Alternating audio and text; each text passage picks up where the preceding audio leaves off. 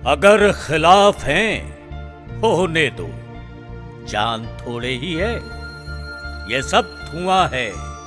कोई आसमान थोड़े ही है।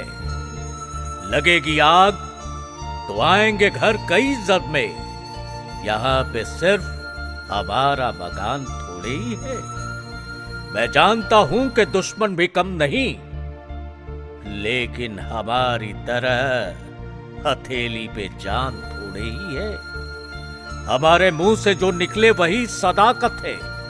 हमारे मुंह में तुम्हारी जबान थोड़े ही है। जो आज साहिबे मसनद हैं, कल नहीं होंगे।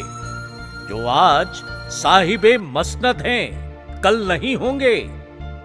किराएदार हैं, जाती मकान थोड़ी है। सभी का खून है शामिल यहाँ की मिट्टी में। सभी का खून है शामिल यहाँ की मिट्टी में। किसी के बाप का हिंदुस्तान थोड़े ही है।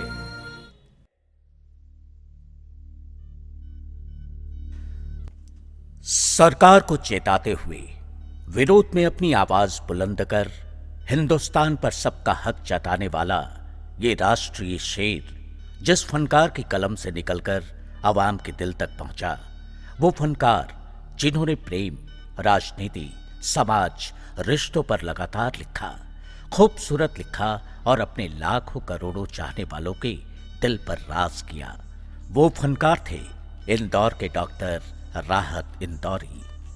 यूं तो हर तारीख किसी न किसी वजह से बेहद खास होती है। 1 जनवरी 1950 का दिन भी दो चीजों की वजह से हिंदुस्तान के लिए बेहद खास है। एक तो इसे दिन आधिकारिक तौर पर होलकर रियासत ने भारत में विलय होने वाले पत्र पर हस्ताक्षर किए थे।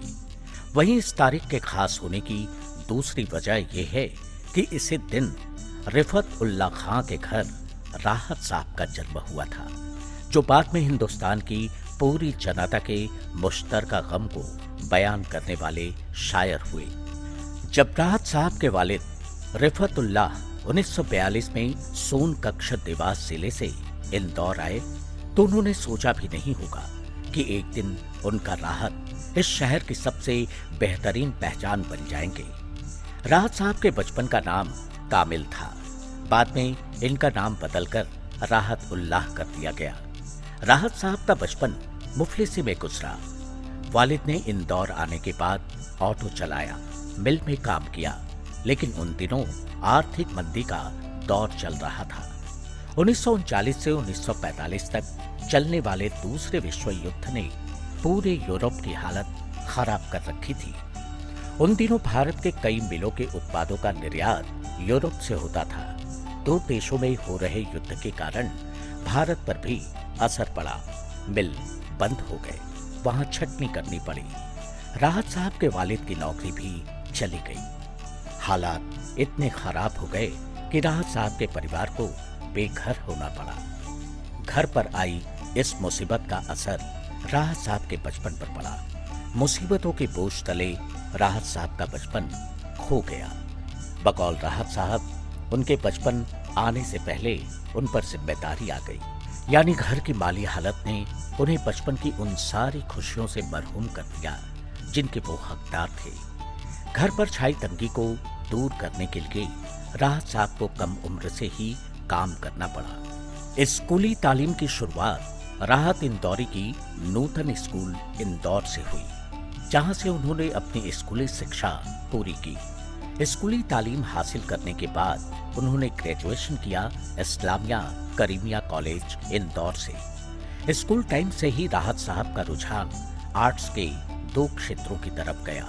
एक थी शायरी और दूसरी पेंटिंग। घर की माली हालत को सुधारने के लिए राहत इंदौरी ने स्कूल के साथ काम करने की शुरुआत की।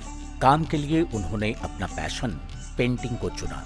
11-12 साल की उम्र में पेंटिंग सीखने की बाकायदा शुरुआत राहत ने इंदौर के ज्योति स्टूडियो ज्योति आर्ट से की, जिसके संचालक छगनलाल मालवीय थे। इंदौर के गांधी रोड पर हाईकोर्ट के पास ये स्टूडियो था। उन दिनों ज्यादातर सिनेमा के बैनर और होर्डिंग्स का काम यहाँ होता था। पेंटिंग सीखने के बाद राहत ने सिनेमा के बैनर और होर्डिंग रंगने का काम करना शुरू कर दिया। पेंटिंग के साथ साथ छोटी उम्र से ही राहत ने शायरी के फील्ड में अपने कदम को रखना शुरू कर दिया था।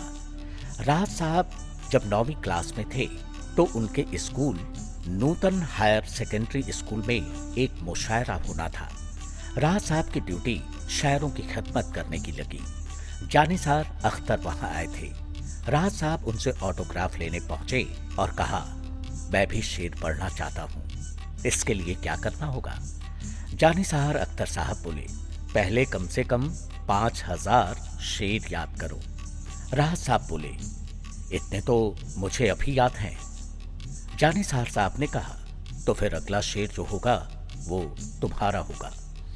इसके बाद जानिसार अख्तर ऑटोग्राफ देते हुए अपने शेर का पहला मिसरा लिखा, हमसे भागा ना करो दूर गजलों की तरह। राहत साहब के मुंह से दूसरा मिसरा बेखास था निकला, हमने चाहा है तुम्हें चाहने वालों की तरह। जब राहत साहब से पूछा गया कि आपने कब पेंटिंग की दुनिया से शायरी की दुनिया में कदम रखा, तो इसके जवाब में राहत अपने शेर के साथ कहते थे कि मेरे अंदर दोनों शौक जिंदा थे, पेंटिंग और शायरी। पता नहीं कब शायरी वाले इंसान ने पेंटिंग वाले इंसान को ओवरटेक कर लिया और मेरे हाथों में ब्रश और कलर की जगह कागज कलम थमा दी, पता ही नहीं चला। पेंटिंग की दुनिया से निकलकर शायरी की दुनिया में राहत साहब को दुनिया ने तब पहचाना जब 19 साल की उम्र में उन्होंने पहली बार देवास में हुए मुशायरे में अपने शेर पढ़े। साल 1970 में शुरू हुए इस सिलसिले ने अगले कुछ ही वर्षों में राहत साहब को शायरी का चमकता सितारा बना दिया। राहत से राहत इंदौरी बनने का एक दिलचस्प किस्सा है। यूं तो राहत शायरी के बड़े बड़े फनकारों को इज्जत देते थे, उनसे प्रेरणा लेते थे, पर शायरी में उनके उस्ताद कैसर इंदौरी साहब थे। उनकी शागिर्दगी में आने के बाद राहत साहब ने अपना नाम राहत कैसरी रख लिया था। उनका पहला मजमुआ किताब धूप धूप राहत कैसरी नाम से छपा था। बाद में अपने उस्ताद की सलाह पर ही उन्होंने अपना नाम राहत इंदौरी कर लिया। शायरी में जब राहत इंदौरी को नाम मिलने लगा, उसी दौरान उन्होंने अपनी हायर एजुकेशन मुकम्मल की। साल 1973 में बरकतुल्लाह विश्वविद्यालय भोपाल मध्य प्रदेश से उर्दू साहित्य में एमए पास किया। साल 1985 में राहत को मध्य प्रदेश के भोज विश्वविद्यालय से उर्दू साहित्य में पीएचडी की उपाधि मिली, जिसका विषय था उर्दू मुशायरा। देश विदेश में मुशायरा कवि सम्मेलन में व्यस्त रहने के बावजूद राहत इंदौरी का उर्दू साहित्य के साथ एक दूसरा रिश्ता बन गया। अपने दिल के अल्फाजों को उर्दू जबान में दुनिया के सामने रखने वाले राहत इंदौरी ने बतौर प्रोफेसर इंदौर के कॉलेज में 15 साल तक अगली पीढ़ी को उर्दू साहित्य का ज्ञान दिया। हिंदुस्तान में बड़े कवि शायर को तब तक बड़ा नहीं माना जाता जब तक उस शायर ने, उस कवि ने फिल्मों में गीत ना लिखे हों। अब राहत साहब तो बड़े फनकार थे, तो इंडस्ट्री ने उन्हें सामने से बुलवा भेजा गाने लिखने के लिए। अपने 2.5 दशक लंबे फिल्मी गीतकार कैरियर में राहत साहब ने 3-4 दर्जन फिल्मों के लिए गाने लिखे, जिनमें से कई गाने सुपर डुपर हिट हुए। उन गानों को लोग आज भी गुनगुनाते हैं। राहत साहब ने अपने गीतकार का सफर फिल्म सर के गीत आज हमने दिल का हर किस्सा से की। इस फिल्म के बाद उन्होंने मैं तेरा आशिक, आशाएं, जन्म के लिए गीत लिखे। जो गाना राहत साहब का हिट हुआ वो था फिल्म खुद्दार का गीत तुम सा कोई प्यारा कोई मासूम नहीं है। ये गाना आज भी लोगों के होठों पर आ जाता है। इसके अलावा राहत साहब ने इस फिल्म के 3 गाने और भी लिखे। खुद्दार के बाद राहत साहब ने कई फिल्मों के लिए गाने लिखे, पर जो अगला गाना सुपरहिट हुआ वो गाना था फिल्म गरीब का चोरी चोरी नजरें मिली। इस फिल्म के बाद उन्होंने मुन्ना भाई, MBBS, मर्डर, घातक, इश्क, बेगम जान मिशन कश्मीर के लिए गीत लिखे। राहत साहब फिल्मों में बतौर गीतकार अपनी पहचान बना चुके थे, पर कवि सम्मेलन और मुशायरे से उनका साथ नहीं छूटा। मुशायरे और कवि सम्मेलन के लिए वो हिंदुस्तान के हर छोटे बड़े शहर गए। राहत साहब ने केवल हिंदुस्तान में ही नहीं बल्कि दुनिया के तमाम बड़े बड़े शहरों, देशों में मुशायरा किया। मुशायरे के हवाले से राहत साहब अक्सर कहते थे कि मुशायरों ने उन्हें एक तिहाई दुनिया से रूबरू करा दिया। निजी जिंदगी में राहत साहब ने 2 मर्तबा शादी की, पहली अंजुम रहमत से और दूसरी सीमा राहत से। राहत साहब के 4 बेटे बेटियां हुई, जिनमें से सबसे छोटे बेटे सतलज अब भी राहत साहब के नक्शे कदम पर चलते हुए शायर और पत्रकार हैं। शायरी और श्रोताओं के बीच के संबंध को राहत साहब बहुत अच्छी तरह समझते थे। वे अक्सर मुशायरे में श्रोताओं के हिसाब से अपने शेर पढ़ते थे। जब कभी भी वो आईआईटी या किसी और कॉलेज में होते तो शरारती अशार के अलावा आपसी प्रेम और यकजहियत फैलाने वाले शेर जैसे फूलों की दुकानें खोलो, खुशबू का व्यापार करो, इश्क खता है तो ये खता एक बार नहीं 100 बार करो जैसे शेर जरूर सुना जाते थे। आज के नौजवानों के शायर हैं राहत इंदौरी साहब। किसी भी मुशायरे में अगर राहत साहब ये पढ़ते कि लोग हर मोड़ पे रुक रुक के संभलते क्यों हैं, लोग हर मोड़ पे रुक रुक के संभलते क्यों हैं, इतना डरते हैं तो फिर घर से निकलते क्यों हैं, मोड़ होता है जवानी का संभलने के लिए और सब लोग यहीं आके फिसलते क्यों हैं, तो वहां मौजूद हर नौजवान झूम उठता है। राहत साहब ने यही रिश्ता नई पीढ़ी से कायम की है। उनका शेर बुलाती है मगर जाने का नहीं, वो दुनिया है उधर जाने का नहीं। मानो आज की पीढ़ी का शायद ही कोई शायरी को चाहने वाला हो जिसे याद ना हो। नई पीढ़ी को राहत साहब के आसार जितने पसंद हैं उतनी ही उनके द्वारा फिल्मों के लिए लिखे गए गाने भी लोग पसंद करते हैं। आज भी हर कोई चोरी चोरी जब नजरें मिले सुनता है तो दीवाना हो जाता है। ऐसे अनेकों गाने हैं जो नई पीढ़ी को राहत साहब के और करीब लाते हैं। राहत साहब ने सियासत पर, मुल्क पर ऐसे शेर आसान जबान में कहे हैं कि हर युवा को वो मुंह जवानी याद है। राजनीति के बढ़ते अपराधीकरण पर राहत साहब का शेर कितना मौजू है कि बन के एक हादसा बाजार में आ जाएगा, जो नहीं होगा वो अखबार में आ जाएगा। चोर उचक्कों की करो कद्र की मालूम नहीं, कौन कब कौन सी सरकार में आ जाएगा। इसके साथ उन्होंने राजनीति और चुनाव पर यह भी लिखा, सरहदों पर बहुत तनाव है क्या, कुछ पता तो करो चुनाव है क्या। इतनी बेबाकी से शायद किसी दूसरे शायर ने राजनीति और उनके रहनुमाओं पर तंज कसा हो। राहत साहब के शायरी के सफर में एक किस्सा है जिसने एक शेर को जन्म दिया जो बहुत सुर्खियों में है। खून से मेरी पेशानी पर हिंदुस्तान लिखते ना। हुआ यूं था कि एक रोज किसी ने राहत साहब को जिहादी कह दिया था। खुद पर जिहादी का टैग देख राहत साहब बहुत आहत हुए। वो रात भर ये सोचते रहे कि क्या वो जिहादी हैं। जब कोई जवाब नहीं मिला तो सुबह की अजान से पूछा तो जवाब मिला कि तुम जिहादी तो नहीं हो, अलबत्ता अलग थोड़े हो।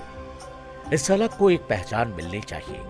ये पहचान दिलाने के लिए राहत साहब ने शेर लिखा, मैं मर जाऊं तो मेरी एक पहचान लिख देना, लहू से मेरी पेशानी पे हिंदुस्तान लिख देना। हिंदुस्तान से उनकी मोहब्बत अटूट रही। वो एक सच्चे प्रेमी की तरह वतन से मोहब्बत करते रहे। इस मोहब्बत में जुड़ा हुआ एक किस्सा है जिसे कवि कुमार विश्वास ने अपने शब्दों में जाहिर किया है। बहरीन की एक महफिल में जहां हिंदुस्तान और पाकिस्तान दोनों के श्रोता लगभग बराबर संख्या में मौजूद थे, वहां खूब देर तक तालियों के शोर के बीच सुने जा रहे राहत भाई ने जब एक गजल का मतलब पढ़ा कि मैं जब मर जाऊं तो मेरी अलग पहचान लिख देना, लहू से मेरी पेशानी पे हिंदुस्तान लिख देना, तो महफिल के एक खास हिस्से से एक चुपता हुआ जुमला उठा, राहत भाई, कम से कम गजल को तो मुल्क के रिश्ते से बाहर रखिए।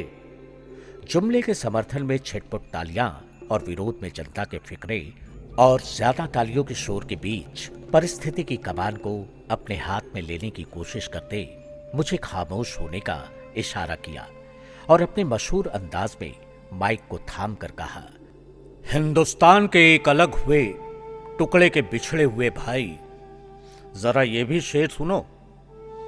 ऐ जमीन, एक रोज तेरी खाक में खो जाएंगे, सो जाएंगे, मर के भी रिश्ता नहीं टूटेगा हिंदुस्तान से, ईमान से। राहत इंदौरी की सबसे खास बात यह है कि वो अवाम के ख्यालात को बयां करते हैं। उस पर जबान और लहजा ऐसा कि इंदौर और क्या लखनऊ, क्या दिल्ली और क्या लाहौर, हर जगह के लोगों की बात उनकी शायरी में होती है। इसका एक उदाहरण तो बहुत पहले ही मिल गया था। साल 1986 में राहत साहब कराची में एक शेर पढ़ते हैं और लगातार 5 मिनट तक तालियों की गूंज हॉल में सुनाई देती है, और फिर बाद में दिल्ली में भी वही शेर पढ़ते हैं और ठीक वैसा ही दृश्य यहां भी होता है। अब के जो फैसला होगा वो यहीं पे होगा, हमसे अब दूसरी हिजरत नहीं होने वाली।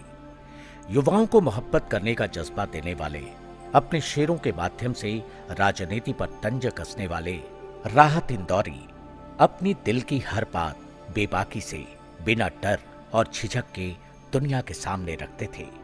इसकी बानगी हमें उनके पूरे जीवन काल में देखने को मिलती है।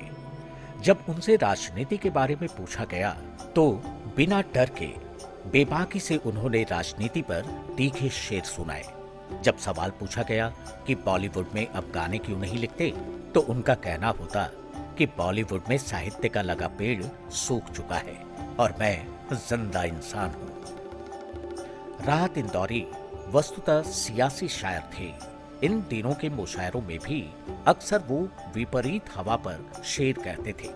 उनके ये अल्फाज जिक्र खास हैं, जिन चरागों से तबस्सुम का धुआं उठता है, उन चरागों को बुझा दो तो उजाले होंगे। इस शेर के जरिए वो सीधा फिरका परस्त सियासत पर कटाक्ष करते हैं। उनके बेशुमार पसंदीदों का एक पसंदीदा शेर है, जरूर वो मेरे बारे में राय दे, लेकिन ये पूछ लेना कभी मुझसे वो मिला भी है।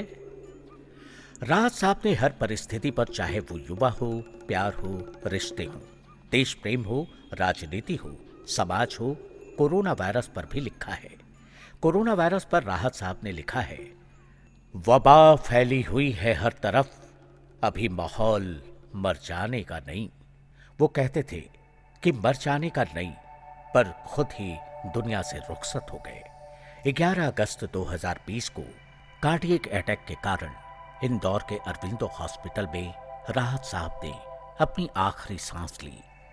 राहत साहब तो चले गए, पर अपने पीछे छोड़ गए उन खूबसूरत यादगार शेरों, शायरी और गजल का गुलदस्ता, जिसका हर एक फूल अपनी महक सालों साल छोड़ता रहेगा और राहत साहब को उनके करोड़ों चाहने वालों के दिल में जिंदा रखेगा। राहत साहब ने श्रोताओं और हम जैसे चाहने वालों के दिलों पर राज किया है। उस बेलौस फकीर राहत इंदौरी भले ही अब हमारे बीच नहीं है, लेकिन राहत इंदौरी नहीं मर सकता। उनके ही लफ्जों में वो मुझको मुर्दा समझ रहा है।